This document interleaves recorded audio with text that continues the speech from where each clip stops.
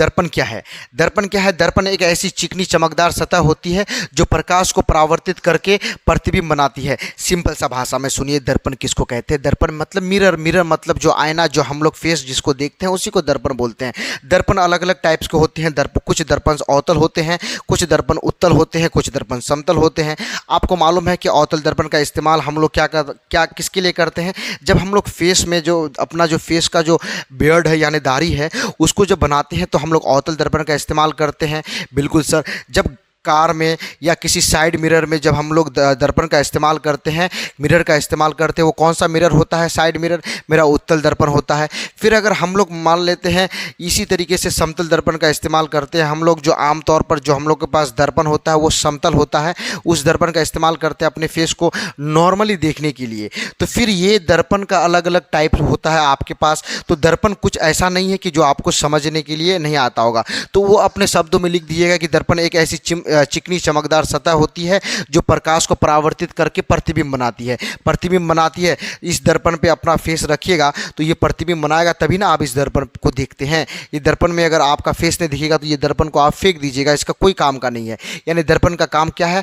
प्रतिबिंब बनाना। दर्पण का काम क्या है? आपका प्रतिबिंब बनाना, या फिर किसी भी वस्तु जो उसके आगे आएगा उसका वो प्रतिबिंब बनाएगा। दर्पण का काम है चेहरा दिखाना। तो फिर आपको अच्छे ढंग से समझ में आ गया होगा। ये आमतौर पर कांच के टुकड़े के पीछे चांदी या एल्युमिनियम जैसे धातु की परत चढ़े होने से बनती है। बिल्कुल सर, बिल्कुल यहाँ से समझ में आ गया होगा। मान लेते हैं एक गोला है, एक खोखला कांच का गोला है, हम लोग इसको कट करेंगे। इसको कट करने के बाद हम इसको दो भागों में बांट दिए मान लेते हैं, या फिर इसको अलग अलग पार्ट्स में बांट दिए। तो कांच का गोला को कट करके हम ऐसे निकालें। अब ऐसे निकालने पर हम क्या किए? इसको बाहर से कलर कर रहे हैं। बिल्कुल बाहर से कलर कर रहे हैं। फिर मेरा मन कर रहा है कि इस बार बाहर से नहीं, इस बार अंदर से कलर करें। अब इस बार अंदर से कलर करेंगे तो दो टाइप के दर्पण बन गया मेरा।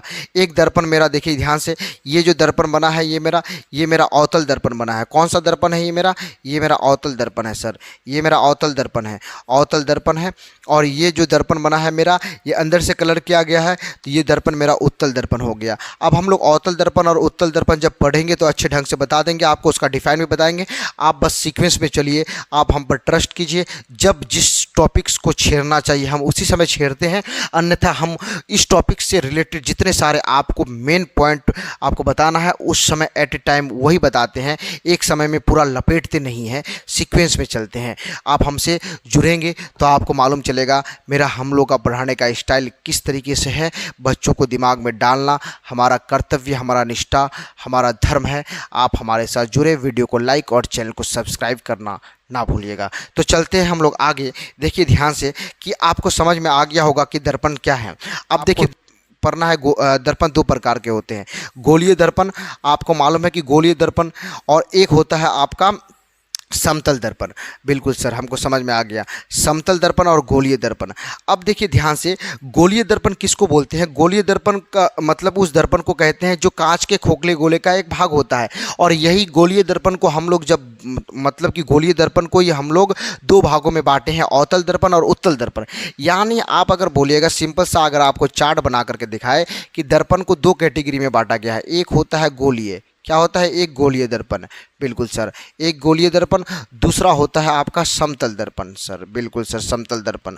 और गोलीय दर्पण को हम लोग आगे पढ़ेंगे एक अवतल दर्पण के रूप में, एक अवतल दर्पण के रूप में, और इसी गोलीय दर्पण को हम लोग पढ़ेंगे एक उत्तल दर्पण के रूप में। तो हम लोग सबर रखेंगे थोड़े से, मतलब पेशेंस के साथ बढ़ेंगे आगे। तो ये दर्पण के प्रकार, ये दो प्रकार के होते हैं, एक समतल दर्पण और दूसरा गोलीय दर्पण। फिर हम लोग लिखिए गोलीय दर्पण दो प्रकार के होते हैं, एक अवतल दर्पण, दूसरा उत्तल दर्पण। तो बिल्कुल आपको यहाँ से समझ में आ गया होगा। अब सबसे पहले हम लोग पढ़ लेते हैं कि समतल दर्पण से क्या समझते हैं, समतल दर्पण की विशेषता पढ़ लेते हैं, समतल दर्पण से जुड़े प्रतिबिंब को भी देख लेते हैं।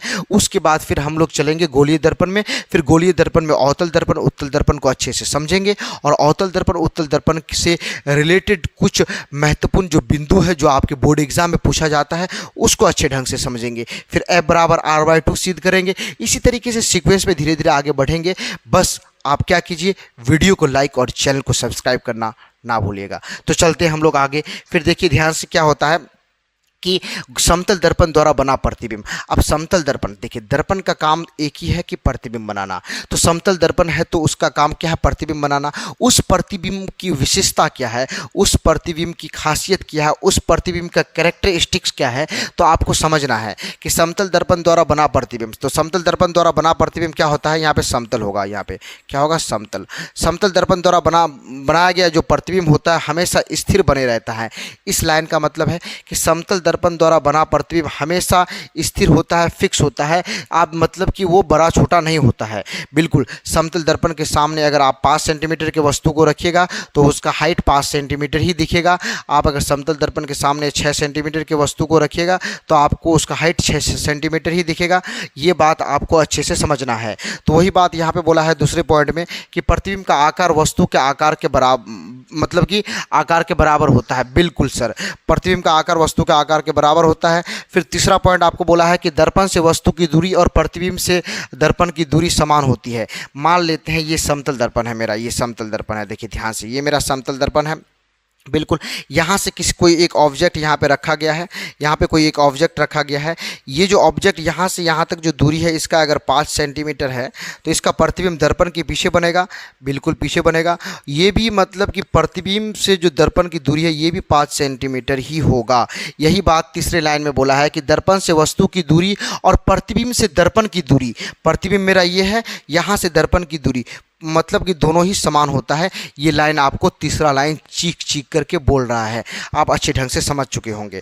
फिर हम लोग चलेंगे, फिर हम लोग तीसरे पॉइंट पर, चौथे पॉइंट पर, कि चौथा पॉइंट क्या कहता है कि प्रतिबिंब दृश्य पार्श्व परावर्तित या पार्श्व प्रतिलोम होता है। यानी दृश्य पार्श्व परावर्तित या फिर पार्श्व प्रतिलोम क्या होता है? जब हम लोग समतल दर्पण में लेफ्ट हैंड साइड को देखते हैं तो राइट हैंड साइड दिखता है, और राइट हैंड साइड को देखते हैं तो फिर लेफ्ट हैंड साइड दिखता है। यानी समतल दर्पण में जब वस्तु का दायां भाग बायां दिखाई पड़े या फिर बायां भाग दायां दिखाई पड़े, इस तरह की घटना को ही हम लोग क्या कहते हैं? पार्श्व प्रतिलोम या फिर पार्श्व परावर्तित कहते हैं। तो ये कोई नया बात नहीं है, यह आपको मालूम होगा। बस आपको ये वर्ड्स आपको समझ में आया कि इस वर्ड्स का नाम पार्श्व प्रतिलोम है। तो फिर अब हम लोग, जब हम समतल दर्पण में वस्तु का दायां भाग बायां दिख रहा है और बायां भाग दायां दिख रहा है, तो हम लोग उस घटना को एक स्पेसिफिक वर्ड, एक खास शब्द से डिनोट करेंगे। उसका नाम है पार्श्व प्रतिलोम। तो चलते हम लोग आगे 5वां पॉइंट पर। देखिए क्या बोलता है कि प्रतिबिंब दर्पण के पीछे बनता है। बिल्कुल ये बात आपको समझना होगा। देखिए समतल दर्पण जो है, समतल दर्पण हमेशा वस्तु का कौन सा प्रतिबिंब बनाता है? समतल दर्पण हमेशा वस्तु का काल्पनिक प्रतिबिंब बनाता है। ये बात आप नोट डाउन कर लीजिएगा कि समतल दर्पण हमेशा वस्तु का काल्पनिक प्रतिबिंब बनाता है, और जो भी वस्तु का काल्पनिक प्रतिबिंब बनेगा वो सीधा बनेगा। उसकी प्रकृति क्या होगा? उसकी प्रकृति होगा सीधा। ये बात आप नोट डाउन कर लीजिएगा। जो भी वस्तु अगर काल्पनिक प्रतिबिंब बनेगा तो फिर काल्पनिक के साथ सीधा फ्री, यानी वास्तविक के साथ उल्टा फ्री। जब भी काल्पनिक आएगा आंख बंद करके आप सीधा लिख दीजिएगा। काल्पनिक और सीधा दोनों साथ साथ होता है। एक सिक्के का दो रूप, हेड और टेल। वैसे ही काल्पनिक का सीधा, सीधा का काल्पनिक, वास्तविक का उल्टा, उल्टा का वास्तविक। ये बात याद रखिएगा। तो समतल दर्पण में जो प्रतिबिंब बनता है वो काल्पनिक बनता है और वो सीधा होता है। बिल्कुल यहाँ से समझ में आ गया। जब काल्पनिक प्रतिबिंब बनता है तो वो दर्पण के पीछे बनेगा। क्या बनेगा? दर्पण के पीछे। दर्पण के पीछे आप जैसे ही प्रतिबिंब बनेगा तो वो फिर मेरा काल्पनिक हो जाएगा। ये बात भी याद रखिएगा। जब भी दर्पण के पीछे प्रतिबिंब आप सुने तो फिर आप बोल दीजिए काल्पनिक प्रतिबिंब। जैसे ही काल्पनिक सुने तो आप बोल दीजिए सीधा, और सीधा सुने तो वो दर्पण समतल होगा। वो दर्पण समतल होगा, चांसेस है। वो दर्पण उत्तल होगा, बिल्कुल चांसेस है। वो दर्पण अवतल होने का भी चांसेस है। तो फिर हम लोग इसलिए तो अच्छे ढंग से पढ़ना है कि कब हम बोल सकते हैं कि समतल होगा, कब उत्तल होगा, कब अवतल होगा। ये हम लोग सीक्वेंस में चलेंगे तभी समझ पाएंगे। तो अब इतना आप याद रखिए कि समतल दर्पण में जो प्रतिबिंब बनता है वो हमेशा काल्पनिक बनता है, हमेशा। मतलब समतल दर्पण में आप, यहाँ पे आपका समतल दर्पण है, कहीं पे भी वस्तु को रखिए, 5 सेंटीमीटर दूर में रखिए, 6 सेंटीमीटर दूर में रखिए, 8 सेंटीमीटर दूर में रखिए, हमेशा वस्तु दर्पण के पीछे बनेगा, यानी काल्पनिक बनेगा। और ये दर्पण से वस्तु की दूरी जितना होगा उतना ही दर्पण से प्रतिबिंब की दूरी होगा। ये लाइन आपको बोलता है। छठा पॉइंट क्या बोलता है, समतल दर्पण की फोकस दूरी अनंत होती है। समतल दर्पण की फोकस दूरी अनंत होती है। ये एमसीक्यूज की दृष्टि से अमृत है, ये वर्ड नहीं है, ये आपके बोर्ड एग्जाम का मतलब साफ साफ दिखाई पड़ रहा है कि हर बार यहाँ से एक एमसीक्यूज आता है कि समतल दर्पण की फोकस दूरी क्या होती है, घुमा फिरा करके पूछता है। तो आप बताइएगा कि समतल दर्पण की फोकस दूरी अनंत होती है, अनंत होती है, अनंत होती है। बिल्कुल। अब देखिए इसका आवर्धन क्षमता +1 होता है, यानी +1 का मतलब देखिए जैसे ही प्लस दिखेगा तो आप बोल दीजिएगा कि सर काल्पनिक। प्लस का मतलब है काल्पनिक, प्लस का मतलब है काल्पनिक, 1 का मतलब है वस्तु के बराबर प्रतिबिंब का बनना, वस्तु के बराबर, वस्तु के बराबर। हर एक वर्ड्स को हम छेड़छानी कर करके आपको बता रहे हैं, हर एक वर्ड्स को हम तोड़ मरोड़ करके आपके माइंड मस्तिष्क पर डालना चाहते हैं। बस क्या करना है, आपको हमारे साथ जुड़ना है, हमारे चैनल को सब्सक्राइब करना है और हमारे वीडियो को लाइक करना है और अपने दोस्तों तक भी पहुंचाना है और हमको कोऑपरेट करना है। तो देखिए ध्यान से कि आवर्धन क्षमता यानी प्लस का मतलब है काल्पनिक और 1 का मतलब है वस्तु के बराबर। तो समतल दर्पण का आवर्धन क्षमता क्या होता है, +1 होता है। समतल दर्पण का आवर्धन क्षमता क्या होता है, +1 होता है। यहाँ से कोई दिक्कत नहीं है। अब हम लोग आगे बढ़ेंगे और आगे देखेंगे कि समतल दर्पण पर लंबवत पड़ने वाली प्रकाश की किरण क्या होती है। आप प्रकाश का परावर्तन का नियम पढ़ करके आए हैं। प्रकाश का परावर्तन का नियम क्या कहता है कि आपतित किरण, परावर्तित किरण तथा आपतन बिंदु पर अभिलंब तीनों एक ही समतल पर होते हैं। बिल्कुल। और दूसरा नियम कहता है कि आपतन कोण परावर्तन कोण के बराबर होता है। बिल्कुल सर, यानी आपको नियम पर करके आए हैं। तो समतल दर्पण पर लंबवत पड़ने वाली प्रकाश की किरण, समतल दर्पण, ये मेरा समतल दर्पण है, ध्यान से देखिए, ये मेरा समतल दर्पण है। इस पर कोई प्रकाश की किरण आकर के टकराएगी 90 डिग्री पर, बिल्कुल 90 डिग्री पर टकराएगी, तो फिर ये 90 डिग्री से ही वापस लौट जाएगी। तो लौट जाने पर यहाँ पे एंगल बनेगा ही नहीं। यानी जब ये एक रेखा है मेरा, ठीक है, ये रेखा कुछ ऊपर उठेगा तब ना एंगल बनेगा। ये रेखा फिर नीचे आ जाएगा, थोड़ा सा एंगल घटेगा, ये रेखा और नीचे आ जाएगा और एंगल घटेगा, ये रेखा और नीचे आ जाएगा और एंगल घटेगा, ये रेखा एक समय यहाँ पे आ जाएगा और एंगल घटेगा, ये रेखा इस पर आकर के सो जाएगा। यानी बिल्कुल एक रेखा दूसरी रेखा के ऊपर आ गया पूरी तरीके से। तो फिर मेरा एंगल यानी परावर्तन और आपका आपतन कोण और परावर्तन कोण दोनों ही बराबर हो गया। यानी 90 डिग्री पर मतलब कि आया है तो 90 डिग्री पर ही चले गया है। तो वहाँ पे प्रकाश की किरण क्या बोलता है कि समतल दर्पण पर लंबवत पड़ने वाली प्रकाश की किरण क्या होगी। तो समतल दर्पण पर लंबवत पड़ने वाली प्रकाश की किरण परावर्तन के बाद उसी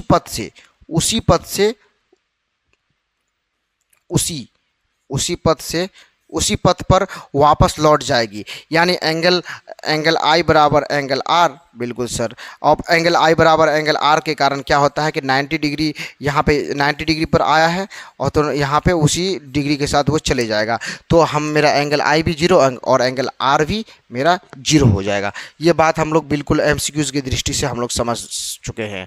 तो निम्नलिखित में से किस दर्पण द्वारा केवल आभासी प्रतिबिंब प्राप्त हो सकता है। देखिए केवल आभासी प्रतिबिंब, आपको ध्यान से हम यहाँ पे अभी हम लोग पूरी तरीके से दर्पण को पढ़े नहीं हैं, तो हम इतना आपको यहाँ पे नोट्स करा देंगे कि ये नोट्स नहीं है, ये आप समझ लीजिएगा कि आप विजन बाबा का तावीज़ है। क्या है ये विजन बाबा का तावीज़ है। ये तावीज़ आपके बोर्ड एग्ज़ाम में आपके 2 मार्क्स यानी 2 मार्क्स 2 नंबर पक्का कर देगा। कैसे, आप जब भी आप समतल दर्पण सुनिएगा कि समतल और उत्तल, समतल दर्पण और उत्तल दर्पण क्या होगा, हमेशा काल्पनिक प्रतिबिंब बनाता है, हमेशा काल्पनिक बनाता है, हमेशा काल्पनिक हमेशा हर केस में समतल दर्पण उत्तल दर्पण काल्पनिक प्रतिबिंब बनाता है। और ये जो अवतल दर्पण होता है ना, ये अवतल कभी कभी काल्पनिक बनाता है और कभी कभी आपको काल्पनिक भी बना देता है, कभी आपको क्या बनाता है, कभी आपको वास्तविक भी बना देता है। वास्तविक काल्पनिक को ही हम लोग आभासी प्रतिबिंब कहते हैं, डरना नहीं है। तो बोलता है कि निम्नलिखित में से किस दर्पण में केवल आभासी यानी काल्पनिक, इसी को हम लोग आभासी को काल्पनिक बोलते हैं। तो बोलता है कि निम्नलिखित में से किस दर्पण द्वारा केवल आभासी प्रतिबिंब प्राप्त होता है। तो केवल आभासी प्रतिबिंब समतल में और उत्तल में प्राप्त होता है। तो देखिए अवतल दर्पण में नहीं, उत्तल दर्पण में हाँ, अवतल लेंस में ये भी नहीं। अब देखिए अवतल लेंस ये आपको लेंस पढ़ना होगा, उत्तल लेंस आपको लेंस पढ़ना होगा।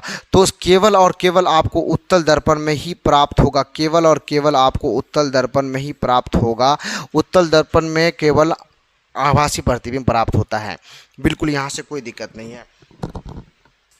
जब उत्तल दर्पण में प्राप्त होता है तो अवतल लेंस में भी प्राप्त होता है। यहाँ पे अवतल लेंस में भी होगा। ये क्वेश्चन आपका मतलब कि यहाँ पे गलत टाइप हो चुका है। कोई दिक्कत नहीं, जब हम लोग लेंस और ये पढ़ेंगे, देखिए ध्यान से कि जो काम उत्तल दर्पण करता है वही काम अवतल लेंस करता है, जो काम अवतल लेंस करता है वही काम उत्तल दर्पण करता है। तो ये बात हम लोग जब पढ़ेंगे, रिलेट करके देखेंगे तो अच्छे ढंग से समझ में आएगा। अभी बस इतना आप समझिए कि आपका उत्तल दर्पण और अवतल लेंस दोनों एक ही नेचर में काम करता है, दोनों ही काल्पनिक प्रतिबिंब बनाता है। बिल्कुल, हम लोग आगे बढ़ेंगे।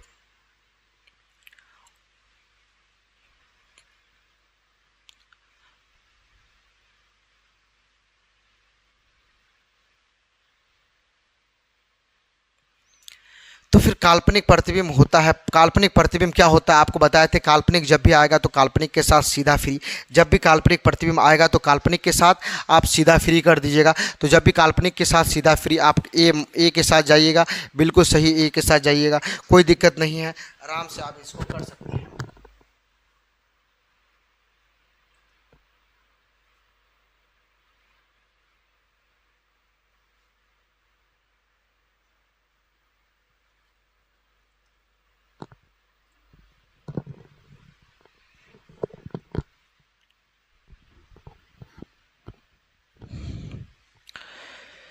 यहाँ तक कोई दिक्कत नहीं हुआ।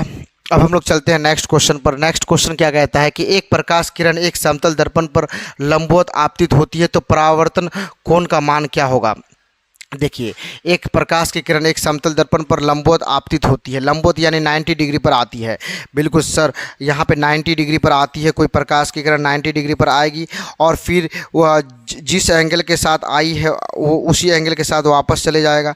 बिल्कुल, चले जाने के बाद क्या होगा कि यहाँ पे जो अभिलंब को डालेंगे तो यहाँ पे तो डिग्री बनेगा ही नहीं। तो ये प्रकाश की किरण एक समतल दर्पण पर लंबवत आपतित होती है, 90 डिग्री पर आकर के गिरती है, तो फिर उसी जिस एंगल के साथ वो आई है उसी एंगल के साथ वापस चले जाएगी। तो वहाँ पे परावर्तन कोण का मान कितना होगा। देखिए, वहाँ पे तो एंगल बनेगा ही नहीं, तो फिर परावर्तन कोण होगा क्या। यहाँ पे 0 डिग्री होगा। बिल्कुल, हाँ, आपको हम समझा दिए कि ये एक लाइन है, ठीक है।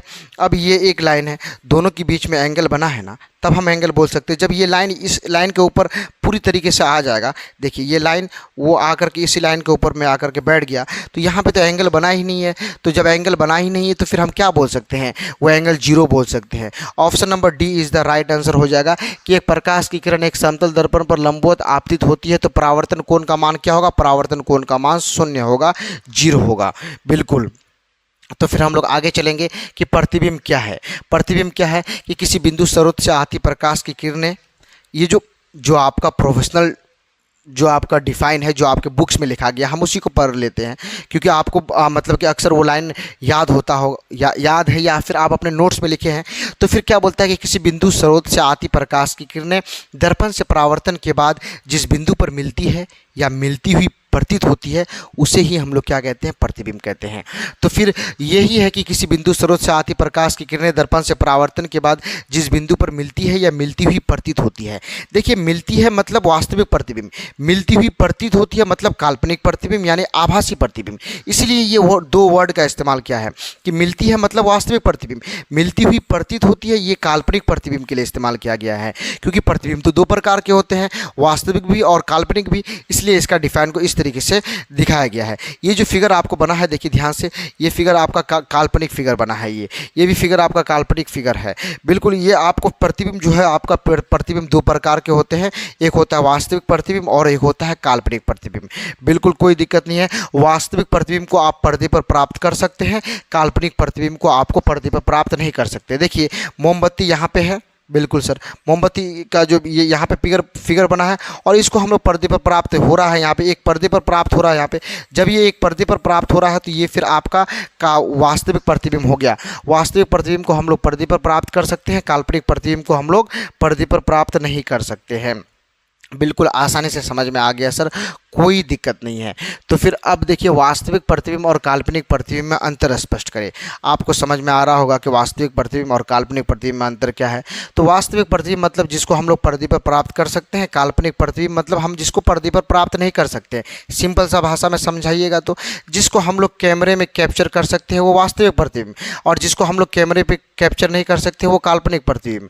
मतलब कि जब तक हम उस मिरर के सामने हैं मेरा प्रतिबिंब बन रहा है, जैसे ही हम हट जाए तो मेरा प्रतिबिंब बनना ख़त्म हो जाएगा, हमको अपना फेस नहीं दिखेगा। यानी हम एंगल चेंज कर देंगे तो अपना फेस नहीं दिख रहा है हमको अभी, यानी हम अब जो हम फिर आएंगे तो फिर मेरा फेस दिख रहा है।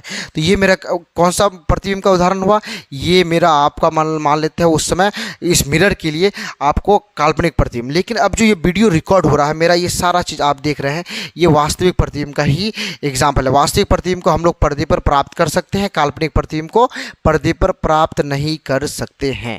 तो आपको समझ में आ गया होगा। तो वास्तविक प्रतिबिंब क्या है कि ये किरणों के वास्तविक कटान से बनता है, काल्पनिक प्रतिबिंब ये किरणों के काल्पनिक कटान से बनता है। मतलब इसको डॉट लाइन से इसको मतलब कि इसको मान लेते हैं, इसको जैसे हम लोग वास्तविक प्रतिबिंब को जैसे मान लेते हैं कोई एक वस्तु को, ये मेरा P है, ये मेरा F है, ये मेरा C है। यहाँ पे कोई वस्तु को रखिए, इस तरीके से आया, बिल्कुल सर, यहाँ से टकराया, इस तरीके से चले गया। तो मान लेते हैं ये कहीं पे ऐसे कट गया, मान लेते हैं ये कटेगा नहीं अनंत पर हम दिखाने के लिए। तो ये जो लाइन इस्तेमाल करते हैं, ये जो लाइन ये सरल रेखा में इस्तेमाल करते हैं, इस तरीके से कट करके, और जो काल्पनिक प्रतिबिंब में डॉट डॉट रेखा से इस्तेमाल करते हैं। तो वही बोल रहा है कि ये किरणों के वास्तविक कटान से बनता है, ये किरणों के काल्पनिक कटान से बनता है। ये हम लोग मानते हैं कि ऐसा होता है। जैसे पीछे ये लाइन को खींच करके ज़बरदस्ती लेकर के हम लोग इसको मानते हैं कि यहाँ पे प्रतिबिंब बना होगा, यही है, ये काल्पनिक कटान से बनता है, जिसमें हम लोग कल्पना करते हैं कि यहाँ पे कटा होगा, तो बस वही बात लिखा हुआ है। यह प्रतिबिंब हमेशा उल्टा बनता है। हम आपको बता दिए कि वास्तविक के साथ उल्टा फ्री, काल्पनिक के साथ सीधा फ्री, बस कोई दिक्कत नहीं है। इस प्रतिबिंब को पर्दे पर प्राप्त किया जा सकता है, पर्दे पर उतारा जा सकता है, इसको कैमरे में कैद किया जा सकता है। तो फिर वास्तविक प्रतिबिंब। काल्पनिक प्रतिबिंब मतलब कि पर्दे पर उसको प्राप्त नहीं किया जा सकता जब तक हम उसके सामने हैं। तो फिर मेरा अपना फेस दिखाई पड़ रहा है मिरर के सामने, जैसे ही हम हटे तो मेरा फेस नहीं दिखाई पड़ रहा है। फिर यह दर्पण के सामने बनता है। वास्तविक प्रतिबिंब दर्पण के सामने बनता है, काल्पनिक प्रतिबिंब दर्पण के पीछे बनता है। बिल्कुल ये आराम से आपको क्लियर हो गया होगा, कोई दिक्कत नहीं है। समतल और उत्तल दर्पण हमेशा आभासी यानी काल्पनिक प्रतिबिंब बनाता है, आपको बता दिए।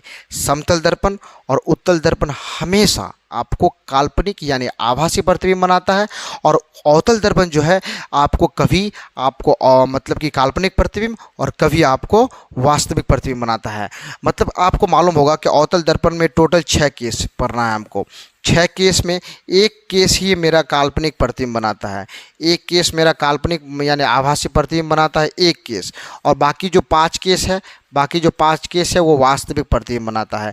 तो जब जो 5 केस है मेरा अगर वास्तविक प्रतिबिंब बनाता है तो स्पेशल कौन हुआ, एक वाला स्पेशल हुआ। तो उसको याद रखिए आप कि वो काल्पनिक कब बनाता है, P और F में।